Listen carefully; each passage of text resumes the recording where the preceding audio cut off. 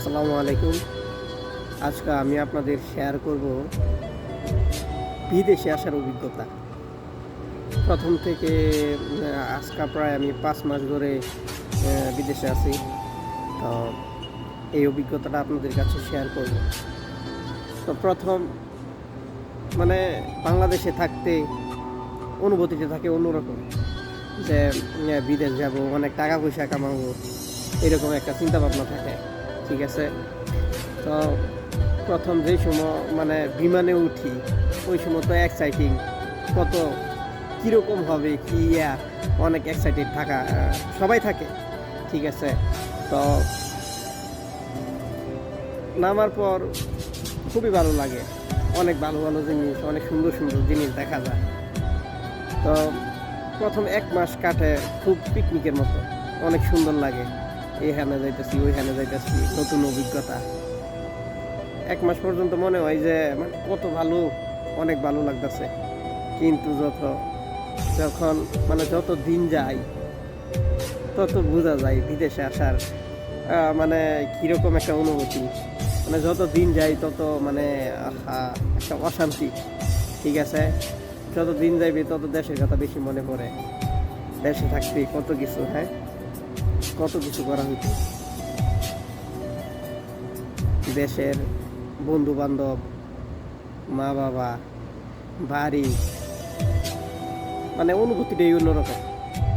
এরকম মনে হয় আর কি, যে দেশের যে একটা আলু বাতাস, ওই অনুভূতিটা মনে হইলেই যেন কীরকম লাগে। মনে হয় যদি যাওয়া যাইতো, তাইলে সব কিছুই অন্যরকম। দেশে থাকার কিভাবে করা যায়, আসলে অনুভূতিটা অনেক সুন্দর।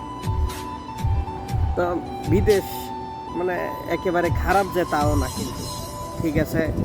তো খুব ভালো থাকতেছি, খুব ভালো, সব কিছুই পরিবেশ সুন্দর, সব কিছুই থাকতেছি, খাইতেছি, দেখতেছি, কত কিছু, টাকা ইনকাম করতেছি, অনেক টাকা।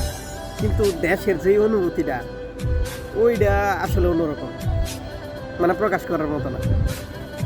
ঠিক আছে। আসলে টাকা দিয়েও সব হয় না, আবার সব হয়। ঠিক আছে। অনেক বিদেশ জিনিসটা আসলে অনেক ধৈর্যের ব্যাপার, যে অনেক ধৈর্য ধরতে হয়। ঠিক আছে। যারা ধৈর্য ধরতে পারে তারা অবশ্য টাকা পয়সা কামাই করতে পারে। ঠিক আছে। কিন্তু তারপরও একটা নাই একটা ব্যাপার আছে। ঠিক আছে। তো দেশও থাকলেও যারা বর্তমানে দেশের যে পরিস্থিতি খুবই খারাপ, হয়তো এখন আমার কাছে মনে হইতেছে যদি দেশে চলে যাইতে পারতাম কত ভালো হইতো, এটা কিন্তু দেশে থাকতেও মনে হয়েছে যে ভাল লাগে না।